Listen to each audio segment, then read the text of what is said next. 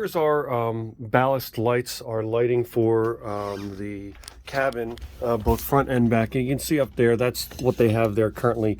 They're using, look at this, 10 flipping gauge wire that goes directly in. I mean, it's absolutely ridiculously overkill for that. I don't know why. I'm not going to change it, but what we'll do is we'll bring back a little bit as best we can, and then we'll change it and we'll run our line straight all the way down that way. You see how they have in between, it's just what it is, all the way down. And this is going to be our DC. It's no longer going to be AC, it's going to be DC. So we'll be fine running it all the way along there. The same is true for the opposite side. Let me get over there.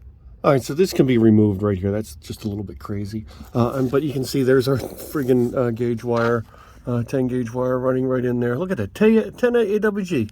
And just run it all the way along. Oops, sorry, down there, just making your connections all the way down. And we can use like a 12 gauge wire at that point to do the connections between. And so take a look. It is a plug-in safe system. So what we can do is we can cut the plug off. Really cut there's a little clip, sorry, a switch to turn them on and off. But we can cut past that, maybe right here, and then just wire it in. These are 120 volts. I didn't realize that. So this is not going to be part of the system that I talked about, the DC system, but this will be on the inverter. It has a very nice light. I mean, there's going to be two.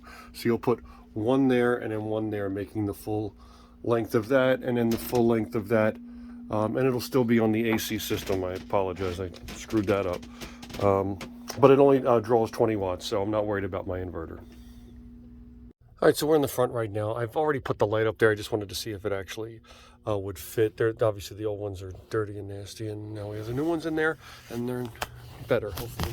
There's your power right there. Boom.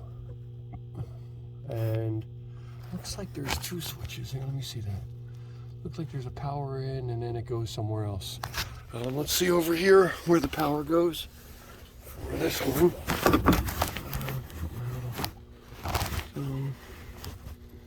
Okay, it goes around. It looks like that's the control. I'm sorry, I've never seen in here before, so I'm trying to get an idea of what it is. So where's the light? Let me get the light.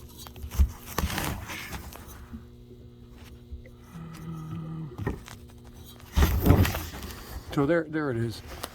So I guess it goes all the way around that direction. Plug in there. And it connects right there. We have one long piece, and so we'll just put it in the very back there, and that should be fine. These mount real easy. You just literally drill a screw inside of there, and then they just clip into there like that. Oh, sorry. Clipped into there like that. Very easy.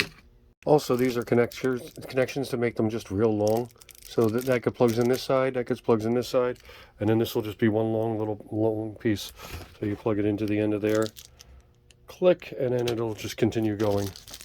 Also, John, since we have extra of these, why don't we do one over that way, one up against there, one up against there, and then one over there in the engine compartment. So right below deck, so that when we need to work on the engine, we can just turn on these lights. So one there, one halfway, another halfway, and over there. So 4 should be used down there, and we'll just create a new circuit for that.